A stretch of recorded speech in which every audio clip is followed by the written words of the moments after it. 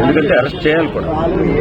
అత్త సొమ్ము అల్లుడు దానం చేసినట్టు ఒక నిర్మాత ఎన్నో కష్టాలు పడి ఆస్తులు అమ్ముకుని వచ్చి సినిమా మీద ఉన్న ఫ్యాషన్తో సినిమా తీసి దాన్ని వ్యాపారంగా మలుచుకుని చేసుకుందామని ఆశపడడం ఎన్నో వేల మంది కష్టార్జితాన్ని పెట్టుబడిగా పెట్టి సినిమా తీసి దాన్ని రిలీజ్ చేస్తే సాయంత్రానికి ఈ డెబ్బ సొమ్ములాగా ఐబొమ్మలో రిలీజ్ చేసుకుంటుంటే ఎంతవరకు కరెక్ట్ అది? అంటే ఎంత చోరీ అది? ఎన్నో కష్టాలు పడి సంపాదించుకున్న సొమ్మే కదా సినిమాగా తీస్తారండి. ఊరికే దొంగతనం చేసుకొచ్చింది కాదు కదా. ఈడు దొంగ. ఖచ్చితంగా ఇలాంటి వ్యక్తుల్ని నిర్మూలించవలసిన అవసరం ఎంతైనా ఉంది. కట్టడి చేయాలా, అవసరమైతే భయంకరంగా బుద్ధి కూడా చెప్పాలా ఇలాంటి విధవలకి. ఒక వ్యవస్థని సర్వనాశనం చేయడానికి కూరుకున్నటువంటి ఈ వ్యక్తికి చాలా మంది సపోర్ట్ చేస్తున్నారు. అది ఎంతవరకు కరెక్ట్ అండి? మనము ఒక వ్యవస్థను స్థాపించుకుని దాని ద్వారా కొన్ని లక్షల మంది బ్రతుకుతున్నారు ఇవాళ సినిమా పరిశ్రమ. ఆ పరిశ్రమని అతపాతాళానికి తొక్కేసే విధంగా నష్టాలు పాలు చేసి ఈవేళ ఇష్టానుసారంగా దోపిడీ జరుగుతుంటే దాన్ని కొంతమంది సమర్థిస్తున్నారు. అది కరెక్ట్ కాదండి. ఎందుకంటే ఇలాంటి వ్యక్తి వల్ల సమాజంలో ఇప్పుడు ఏమైపోయిందంటే నిర్మాత నష్టపోతే సినిమాలు ఉండవు కాబట్టి ప్రభుత్వాలు టికెట్లు రేట్లు పెంచుకోమని 10 రోజులు 5 రోజులు టైం ఇస్తుంది. దాన్ని కూడా తప్పుగా చెప్తున్నారు ఇవాళ. అంటే ఐబొమ్మ రవి డైరెక్ట్ గా మూవీ రిలీజ్ అయిన రోజున అతను తీసి పెట్టట్లేదు, ఓటీటీలో వచ్చిన తర్వాత దాన్ని పెడుతున్నారు. ఎప్పుడు పెట్టినా దాదాపు ఒక 30 days టైం పడుతుంది. ఎప్పుడు పెట్టుకున్నా నష్టమే కదా. ఇప్పుడు వాళ్ళు కూడా ఓటీటీలో పెట్టుకుని డబ్బులు సంపాదించుకున్నారు. టికెట్లు ఏమో హైలో ఉంటాయి, ఇటు ఓటీటీలో చూడాలన్నా సబ్స్క్రిప్షన్ చేయాలి కదా. అవి కూడా చాలా ఎక్కువ మొత్తంలో ఉన్నాయి. అలాంటి వాళ్ళకి ఐబొమ్మ రవి కరెక్ట్ అని ప్రజల యొక్క అలా ఎలా అంటారు? ఒక దొంగని ఒక దోపిడీదారుని కరెక్ట్ అని వాళ్ళ ఒపీనియన్. నువ్వు కష్టపడి సంపాదించుకుని నా దగ్గర బలం ఉంది కదా కొట్టి తీసేసుకుంటే కరెక్టేనా? వాడికి తెలివితేటలు ఉన్నాయని చెప్పేసి వాళ్ళు ఒక యాప్లు పుటప్ చేసుకుని దానిలో రిలీజ్ చేసేసుకుంటుంటే అది కరెక్టేనా? మరి డబ్బులు రావాలి కదా వీళ్ళకి.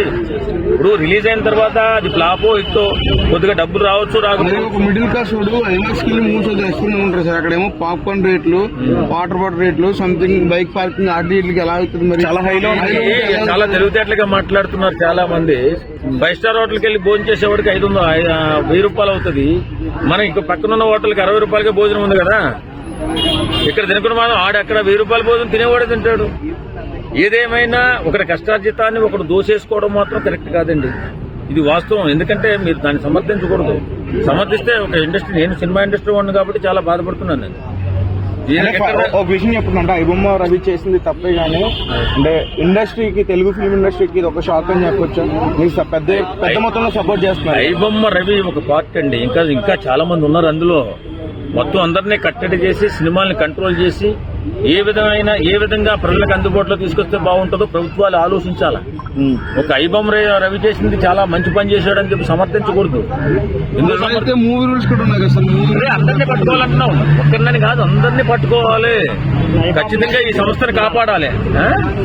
సార్ ఇప్పుడు మూవీ ఆర్టిస్టులే బెట్టింగ్ యాప్స్ ప్రమోట్ చేస్తున్నారు, వాళ్ళని విచారణకు పిలిచి వదిలేస్తున్నారు. మరి ఐబొమ్మ రవి లాంటి వాడిని ఎందుకు అరెస్ట్ చేశారు? అతను కామన్ మ్యాన్ అయినా మళ్ళీ సెలబ్రిటీకి ఒక చట్టం, ఇతనికి ఒక చట్టమా? వాళ్ళని కూడా అరెస్ట్ చేయాలి కదా. ఖచ్చితంగా అరెస్ట్ చేస్తారండి. పూర్తిగా ఆధారాలు దొరికేంత వరకు, ఎవడైనా దొంగ దొరికేంత వరకు నేను దొన్ననే చెప్తాడు. అలాగే పూర్తి ఆధారాలు దొరికేంతగా అవ్వచ్చు, లేకపోతే ఇంకొకటి వచ్చు, ఎవడైనా అవ్వచ్చు. ఖచ్చితంగా చట్టం ముందు నిలబెట్టి తీరుతారు. కాకపోతే కొన్ని సందర్భాల్లో డబ్బు ప్రభావం చూపించొచ్చేమో నాకు తెలిసి. ఇప్పుడు మీరు అన్నట్టుగానే పేదవాడికి ఒక లాయరు, పెద్దవాడికి ఒక లాయర్ ఉంటాడు. గంటకి ₹1,00,000 తీసుకున్న లాయర్ ఉంటాడు. మనం ఎంతో కొంత డబ్బులు ఇస్తే పాపం పర్లే వాదిస్తాము, లేకపోతే ఆయన బెయిల్ తీసుకోదామన్న లాయర్ ఉంటాడు. కాబట్టి సమాజంలో దీన్ని సమర్థించకూడదు. ఒక సంస్థను నాశనం చేస్తున్నటువంటి వ్యక్తుల్ని సమర్థించకుండా, ఇప్పుడు దాని వెనకాల ఎంతో పరిశ్రమ ఉంది. చాలా వేల మంది కుటుంబాలు ఆ పరిశ్రమ పడి బ్రతుకునే వేళ ఆ పని తప్ప వేరే పని తెలియక చాలా మంది ఇబ్బందులు పడుతూ ఇవాళ ఆటో డ్రైవర్లుగా, ఆర్టిస్టులు కానీ, టెక్నీషియన్స్ కానీ, ఆటో డ్రైవర్లుగా. రవి పాయింట్ ఆఫ్ వ్యూలో మరి హీరో రెమ్యునరేషన్ తగ్గించచ్చు కదా. 200 కోట్లు 300 కోట్లు తీసుకుంటే ఎలా? మరి అది తీసుకుని ఇక్కడ టికెట్ రేట్లు పెంచేస్తున్నారు కదా. కాబట్టి ప్రభుత్వం దీనిపై నిర్ణయం తీసుకోవాలండి. నిర్ణయం తీసుకున్న తర్వాత ఖచ్చితంగా మన సామాన్య ప్రజానీకానికి ఎలా అందుబాటులో సినిమా ఉంచాలి. అలాగే రేట్లు పాప్కార్న్ 350 రూపాయలు. ఒక చిన్న ఉదాహరణ చెప్తాను. నా ఫ్రెండ్ ఒకటి సినిమా తీసుకెళ్లాడు, 4 వెళ్ళాము, 4 కాఫీ చెప్పాము ఒక థియేటర్లో. అది తెలియక సరే నేను ఇస్తాను మీరు వెళ్ళిపోంటారు. తీరా కట్ చేస్తే 1,400 రూపాయలు బిల్ వేసాడు. 300 రూపాయలు ఒక కాఫీ. అంటే కొన్ని సినిమా థియేటర్లో ఉంటుంది. ఇక్కడ మన 20 రూపాయల కాఫీ వేస్తే అక్కడ 350 రూపాయలు. అలాగా కొన్ని వ్యవస్థల్లో బాగా దుర్మార్గంగా దోపిడీ జరుగుతుంది. దాని పట్ల ప్రభుత్వం చర్య తీసుకోకుండా సినిమా వాళ్ళ మీద పడి బాధపడకూడదని నేను అంటాను. ప్రభుత్వాలు చర్య తీసుకోవాల్సినటువంటి వ్యవస్థలను వదిలేసి సినిమా వాడు నాశనం అయిపోతుంటే వాడు నాశనం అయిపోవాలని చూస్తే కరెక్ట్ కాదు కదా అది.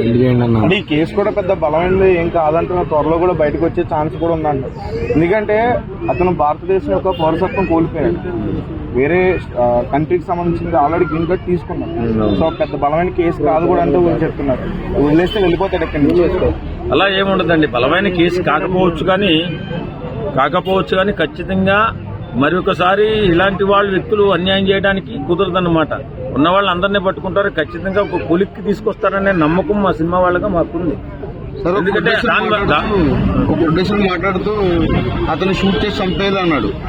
దానికి మీ స్పందన అంటే ఏ రకంగా ఉంటదంటే ఇక్కడ ఒక 2 కోట్ల రూపాయలు పెట్టి నేను ఎక్కడో అప్పు చేసో నాకున్నటువంటి భూమిని తాకట్లు పెట్టి తీసుకొచ్చి ఒక సినిమా తీసిన తర్వాత ఆ సినిమాని నేను అమ్ముకునే టైంలో ఈ దుర్మార్గుడు దాన్ని ఐబొమ్మలో పెట్టేశాడు, వీడికి డబ్బులు రాలేదు, ఏం చేయాలో అర్థం కాదు. అలాంటి పరిస్థితుల్లో కోపము ఆవేశం ఉంటుందండి. చంపేలుగా కొన్ని నరికేలకు వస్తుంటాయి.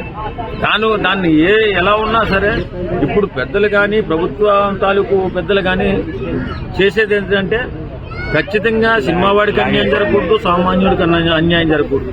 ఇలా నిర్ణయం తీసుకోవాల్సిన బాధ్యత ప్రభుత్వాలు తీసుకోవాలి. ఇప్పుడు ఈ జరుగుతున్నటువంటి ఈ పరిణామాలన్నీ ప్రభుత్వాలు గమనిస్తూ ఉంటాయి. ఖచ్చితంగా ఒక నిర్ణయం వస్తుందని ఆశిద్దాం. ఫైనల్ గా ఏం చేస్తే బెటర్ సార్ రవిని? ఇప్పుడు ఏమి చేయలేమండి, మన భారత రాజ్యాంగం ప్రకారం ఏం